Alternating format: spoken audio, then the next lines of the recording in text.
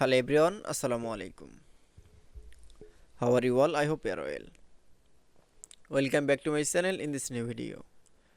Today's video, how to change text outline color in Photoshop. So get ready started. At first open your Photoshop document. Now you can see change text outline color.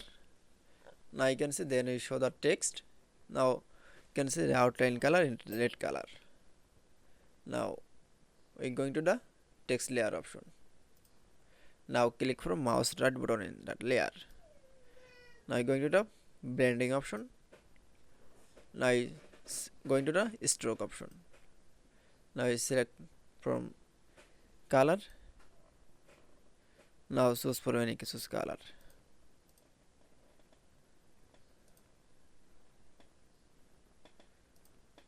Now click OK. Then again click OK. That it's. Then change the outline color. Then again show. Now click layer, text layer. Now click mouse right button. Now going to the blending option. Now I select from stroke option. Now you can see then choose from color. Now I choose color.